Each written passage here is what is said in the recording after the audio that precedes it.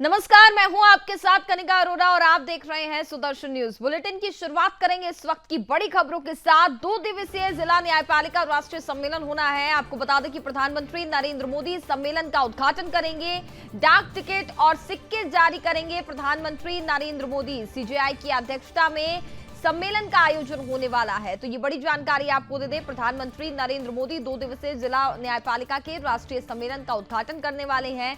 ये conference supreme court की ओर से दिल्ली में स्थित भारत मंडपम में आयोजित हो रही है। इस अवसर पर प्रधानमंत्री नरेंद्र मोदी सर्वोच्च न्यायालय की स्थापना के 75 वर्ष पूरे होने के उपलक्ष्य में डाक टिकट और सिक्के जारी करेंगे। चीफ जस्टिस ऑफ इंडिया यानी कि सीजेआई डीवाई चंद्रचूड़ की अध्यक्षता में राष्ट्रीय सम्मेलन का आयोजन किया जा रहा है। 2 दिनों में 6 सत्र आयोजित किए जाएंगे, जिसमें जिला न्यायपालिका से संबंधित कई मुद्दों पर विचार विमर्श किया जाएगा। वहीं 1 सितंबर को इसके समापन पर राष्ट्रपति द्रौपदी मुर्मू सम्मेलन को संबोधित करेंगी। इस अवसर पर राष्ट्रपति मुर्मू सुप्रीम कोर्ट के ध्वज और प्रतीक चिन्ह का अनावरण भी करेंगे। सुप्रीम कोर्ट के जिला न्यायपालिका पर राष्ट्रीय सम्मेलन के उद्घाटन पर केंद्रीय कानून मंत्री अर्जुन राम मेघवाल भी शामिल होंगे। इसके अलावा सुप्रीम कोर्ट के जज, अटॉर्नी जनरल और वेंकटरमण मणि, सुप्रीम कोर्ट बार एसोसिएशन के अध्यक्ष कपिल सिब्बल और बार काउंसिल ऑफ इंडिया के चीफ भी उद्घाटन कार्यक्रम में भाग लेंगे।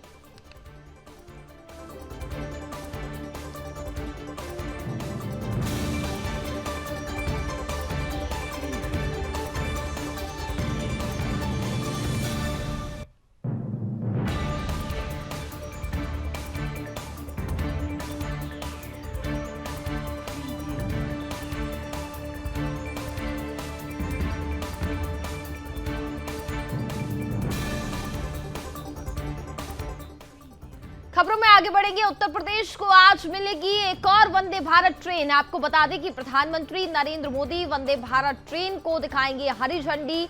वीडियो कॉन्फ्रेंसिंग के जरिए पीएम मोदी ट्रेन को हरी झंडी दिखाने वाले हैं। वंदे भारत ट्रेन उन्नत सुरक्षा सुविधाओं से लैस है। प्रधानमंत्री नरेंद्र मोदी वीडियो कॉन्फ्रेंसिंग के जरिए 3 नई वंदे भारत ट्रेनों को हरी झंडी दिखाने वाले हैं।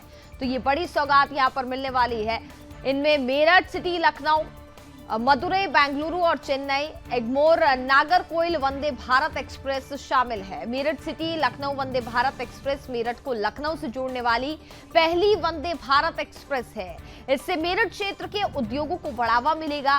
रेल मंत्रालय ने कहा, स्वदेश में तैयार वंदे भारत ट्रेन विश्वस्तरीय सुविधाओं को और उन्नत सुरक्षा सुविधाओं से लैस है, जिसमें स्वच्छ प्रौद्योगिकी, दिव्यांगजन अनुकूल शौचालय भी शामिल है।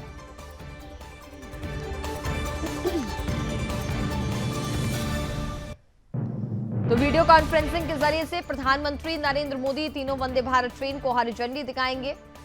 और आपको बता दें, ये बड़ी सौगात यहां पर मिलने वाली है। तो वंदे भारत ट्रेन को पीएम मोदी आज हरी झंडी दिखाने वाले हैं। उत्तर प्रदेश को आज एक और वंदे भारत ट्रेन मिलने जा रही है।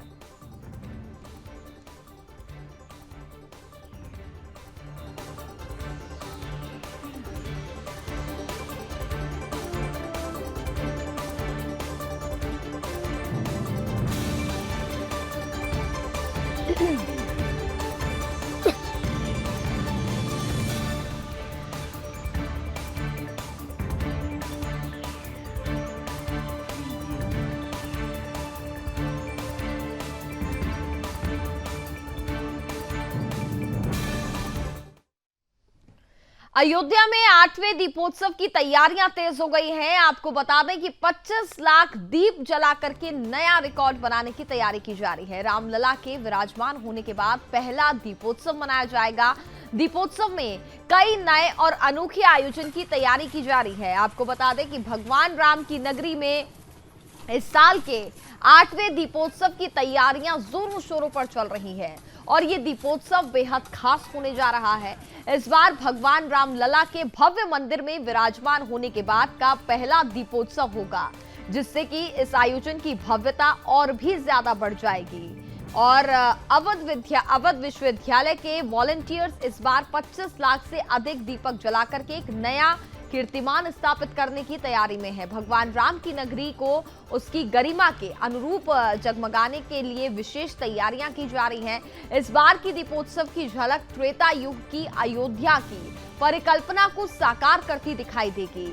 राम राज्याभिषेक, पुष्प वर्षा, शोभा यात्रा और नगर की प्रमुख सड़कों पर झांकियां रामलला के भव्य आगमन की अद्भुत झलक प्रदर्शित करेगी। इस बार के दीपोत्सव में कई नए और अनोखे आयोजन होंगे जिन्हें पहली बार अयोध्या में देखा जाएगा।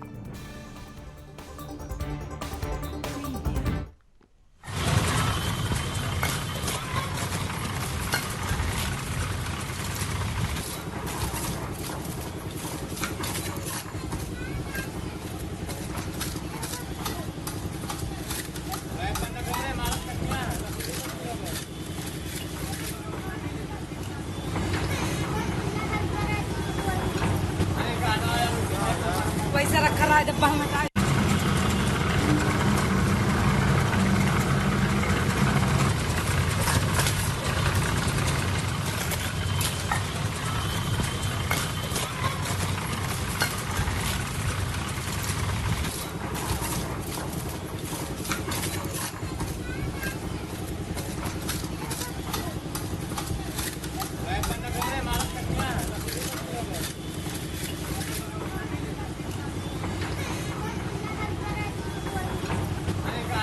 बनाने की तैयारी की जा रही है। रामलला के विराजमान होने के बाद ये पहला दीपोत्सव मनाया जाएगा, जिसको लेकर के जोरों शोरों पर तैयारियां की जा रही हैं और कई अनोखे आयोजन भी यहां पर होंगे, जिसको लेकर के भव्य तैयारियां की जा रही हैं।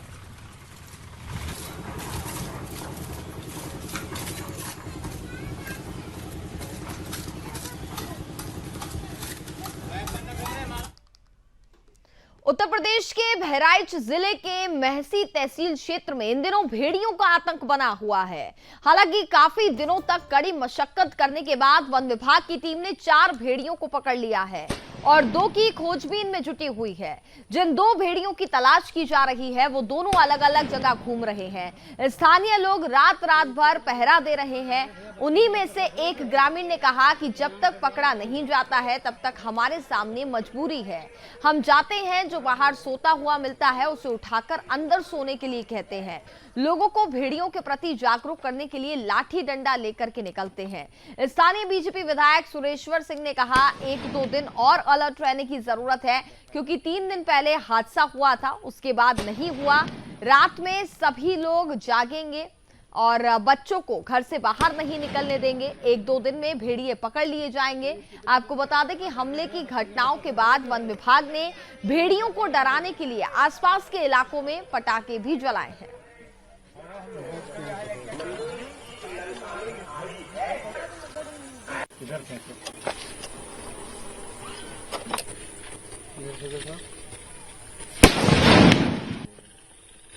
बरसात का सीजन है ना।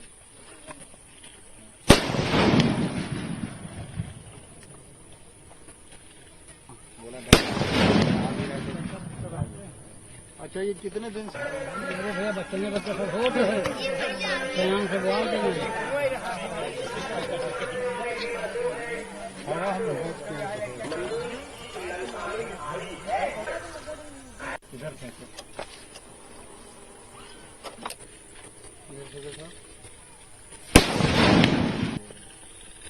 बरसात का सीजन है ना।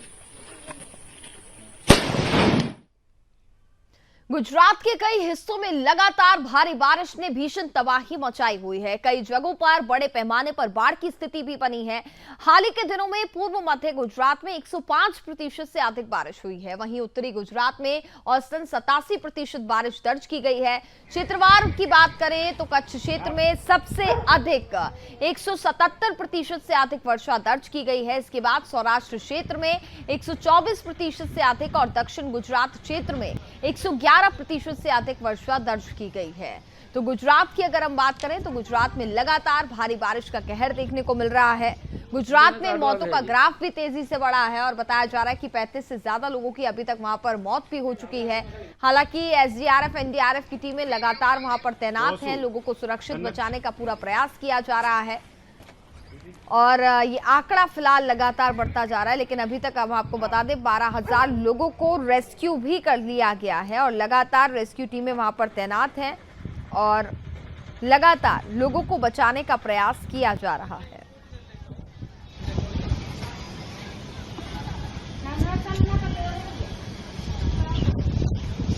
ने तो आडवा भेजिए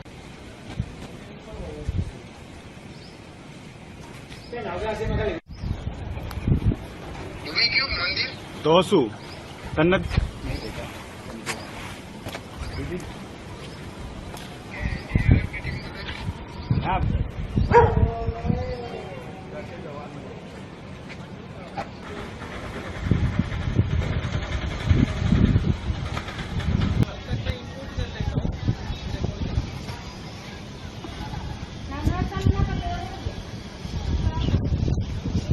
ने तो आडवा भेजिए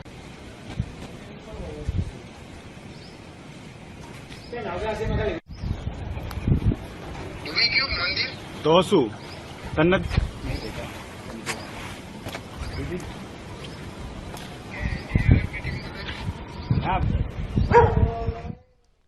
और अब बात कर लेते हैं मध्य प्रदेश की। मध्य प्रदेश के भोपाल में कांग्रेसियों ने प्रदर्शन किया। आपको बता दें कि भोपाल के रंग महल चौराहे पर कांग्रेसियों का बड़ा प्रदर्शन देखने को मिला। प्रदर्शन के दौरान हजारों कार्यकर्ता भोपाल पहुंचे। बेरोजगारी, महंगाई को लेकर के कांग्रेसियों ने ये प्रदर्शन किया। बहनों के मकान बनाने को लेकर के भी प्रदर्शन हो रहा है और प्रदेश अध्यक्ष जीतू पटवारी समेत कई लोग इसमें शामिल हुए। कार्यकर्ताओं द्वारा बैरिकेडिंग को लांघने की कोशिश भी की गई। पुलिस ने वाटर कैनन और टीयर गैस का भी प्रयोग किया। ये तस्वीरें आप देखिए जब यहाँ पर कांग्रेसियों का जोरदार प्रदर्शन हो रहा था और आपको बता दें कि यहाँ पर भारी तादाद में कांग्रेस कार्यकर्ता मौजूद रहे। भोपाल में ये प्रदर्शन हुआ है। भोपाल के रंग महल चौराहे पर ये बड़ा प्रदर्शन किया गया जिसमें भारी तादाद में कांग्रेसी पहुंचते हैं। कांग्रेस प्रदेश अध्यक्ष जीतू पटवारी समेत कई लोग इसमें शामिल होते हैं और बेरोजगारी और खास तौर पर महंगाई को लेकर के ये प्रदर्शन किया जा रहा था। बहनों के मकान बनाने को लेकर के भी ये प्रदर्शन हुआ। प्रदेश अध्यक्ष जीतू पटवारी समेत कई कांग्रेस कार्यकर्ता, कांग्रेस के तमाम दिग्गज इसमें शामिल रहे। कार्यकर्ताओं द्वारा यहाँ पर बैरिकेडिंग को लांघने की कोशिश भी की गई। ये बैरिकेडिंग यहाँ पर लगाई गई थी, लेकिन इसको लांघने का प्रयास भी यहाँ पर किया जा रहा था। पुलिस ने वाटर कैनन और टीयर गैस का प्रयोग भी किया।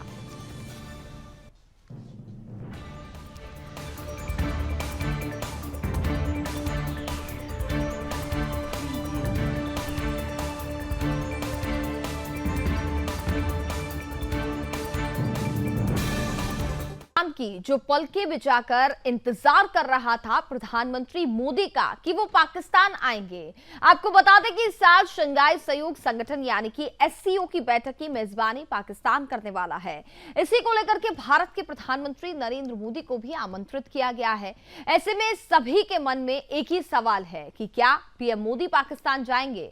ऐसे में भारत ने लगे जा रही सभी अटकलों का खंडन किया है। बताया जा रहा है कि प्रधानमंत्री नरेंद्र मोदी पाकिस्तान में होने वाले आगामी एससीओ शिखर सम्मेलन में शामिल नहीं होंगे। विदेश मंत्रालय ने कहा कि हमने देखा है कि ऐसी खबरें चल रही हैं कि पीएम मोदी पाकिस्तान में एससीओ बैठक में भाग नहीं लेंगे या उनके बदले विदेश मंत्री पाकिस्तान में शामिल होंगे। हम साफ करना चाहते हैं कि विदेश मंत्रालय ने इस मामले पर अब तक कोई टिप्पणी नहीं की है, इसलिए इससे जुड़ी किसी अटकलबाजी से बचा जाए। भारत और पाकिस्तान के रिश्ते किसी से छुपे तो नहीं है। ऐसे में गर्म होती चर्चाओं के बीच अब सवाल ये भी है कि क्या मोदी पाकिस्तान जाएंगे। देखिए ये। यूं तो हमारा पड़ोसी पाकिस्तान अक्सर अपनी आतंकी मानसिकता, अराजकता और कंगाली के लिए चर्चाओं का केंद्र बिंदु बना रहता है, लेकिन हाल ही में पाकिस्तान भारत के प्रधानमंत्री मोदी को लेकर चर्चा में है। दरअसल पाकिस्तान में शंघाई सहयोग संगठन यानी एससीओ से जुड़ी एक बैठक होनी है, जिसके लिए पाकिस्तान ने सभी सदस्य देशों को निमंत्रण भेजा है। तब से ये चर्चा पूरे देश में चल रही है कि क्या प्रधानमंत्री नरेंद्र मोदी पाकिस्तान जाएंगे या नहीं। भारत के पाकिस्तान के साथ रिश्ते किसी से भी छुपे नहीं हैं, तो सवाल ये भी उठता है कि क्या ये न्योता कोई राजनीतिक स्टंट तो नहीं है। हालांकि विश्लेषकों का मानना है कि शंघाई सहयोग संगठन की बैठक के लिए पाकिस्तान की ओर से प्रधानमंत्री मोदी को निमंत्रण एक प्रोटोकॉल है। कोई राजनीतिक स्टंट नहीं। पर हाल ही में बांग्लादेश और चीन की ओर भारत का रुख और मिजाज कुछ अलग और आक्रामक दिखा है। लेकिन पाकिस्तान तो भारत के लिए हमेशा ही आस्तीन का सांप साबित हुआ है। इस निमंत्रण के बाद चर्चाओं के बाजार को गर्म होता देख भारत ने इस पर पूर्ण विराम लगा दिया है। विदेश मंत्री डॉक्टर एस जयशंकर ने दिल्ली में एक पुस्तक विमोचन समारोह में भाग लिया।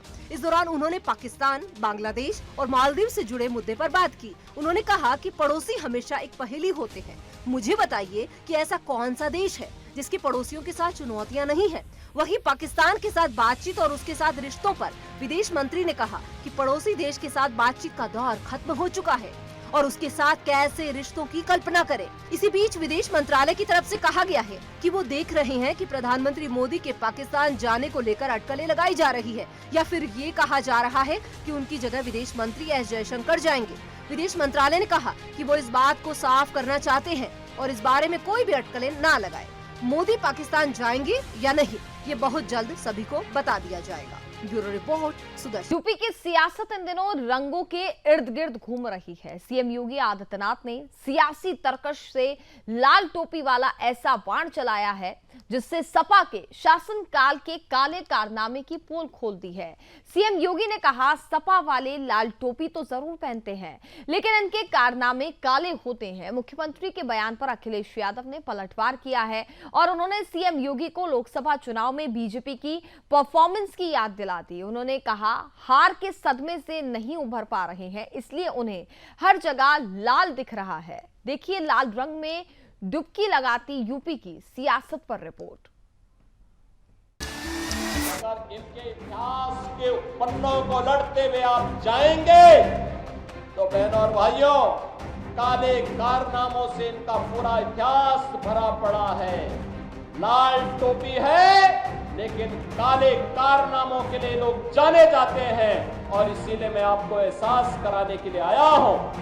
इस सीसा मऊ को सीसा मऊ ही बने रहने दीजिए। सुना आपने, सीएम योगी आदित्यनाथ के टारगेट पर समाजवादी पार्टी है। मौका था कानपुर में जिला स्तरीय आयोजित मेगा रोजगार और ऋण मेले का।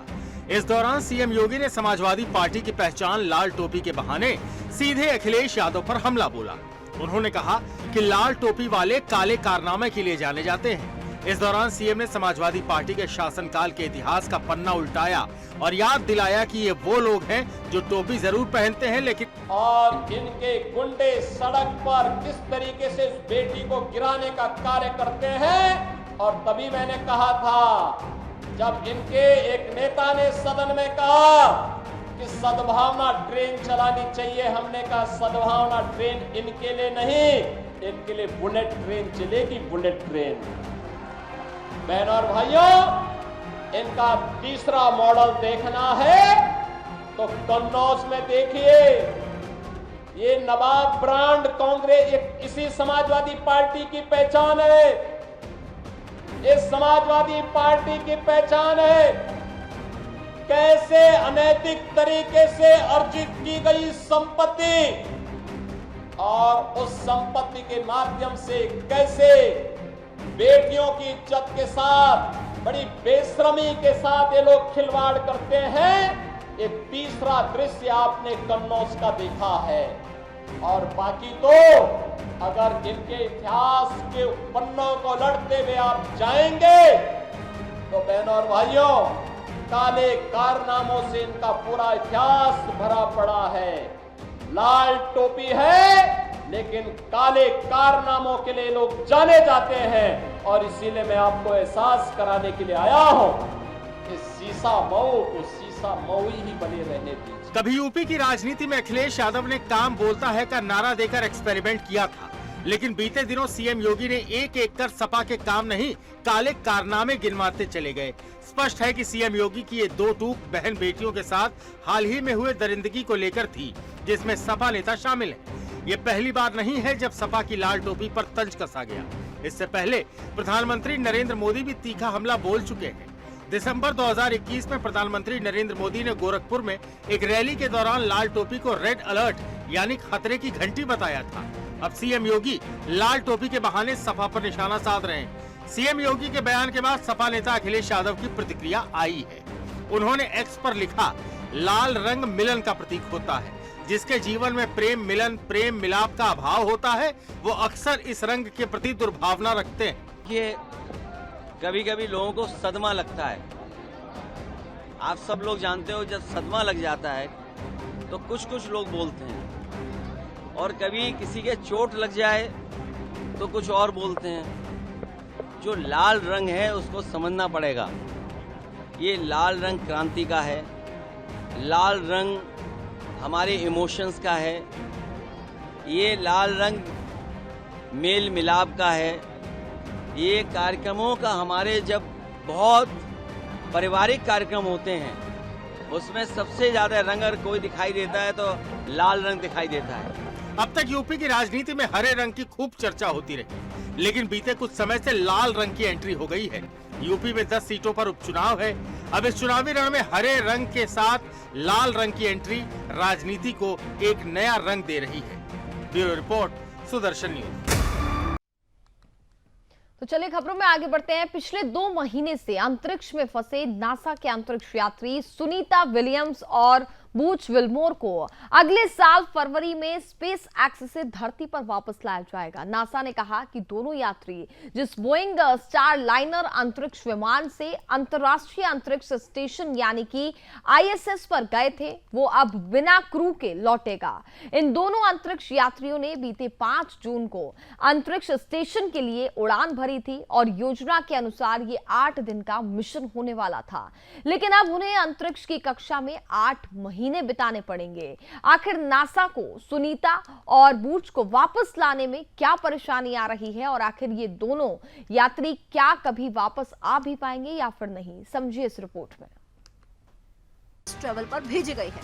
इस मिशन के दौरान उन्हें स्पेसक्राफ्ट को मैनुअली भी उड़ाना था, साथ ही फ्लाइट टेस्ट से जुड़े कई तरह के ऑब्जेक्टिव भी पूरे करने थे। लेकिन स्टार लाइनर स्पेसक्राफ्ट के लॉन्च के समय से ही उसमें कई दिक्कतें थी। इसके चलते 5 जून से पहले भी कई बार लॉन्च फेल हुआ था। लॉन्च के बाद भी स्पेसक्राफ्ट में दिक्कतों की खबर आई। नासा ने बताया कि स्पेसक्राफ्ट के सर्विस मॉड्यूल के थ्रस्टर में एक छोटा सा हीलियम लीक है। एक स्पेसक्राफ्ट में कई थ्रस्टर होते हैं और इनकी मदद से स्पेसक्राफ्ट अपना रास्ता और स्पीड बदलता है। वहीं हीलियम गैस के होने की वजह से रॉकेट पर दबाव बनता है, उसका ढांचा मजबूत बना रहता है, जिससे रॉकेट को अपनी फ्लाइट में मदद मिलती है। बता दें कि लॉन्च के बाद 25 दिनों में स्पेसक्राफ्ट के कैप्सूल में 5 हीलियम लीक हुए। 5 थ्रस्टर काम करना बंद कर चुके थे और इसके अलावा एक प्रोपेलेंट वाल्व पूरी तरह बंद नहीं किया जा सका। स्पेस में मौजूद क्रू और अमेरिका के ह्यूस्टन में बैठे मिशन के मैनेजर मिलकर भी इसे ठीक नहीं कर पा रही हैं। ऐसे में सवाल ये कि तमाम संभावनाएं जताने के बावजूद क्या सुनीता और ब्रूच धरती पर वापस आ पाएंगे या नहीं, और अगर नहीं आ पाए तो इसकी जिम्मेदारी कौन लेगा। Bureau report, Sudarshan news.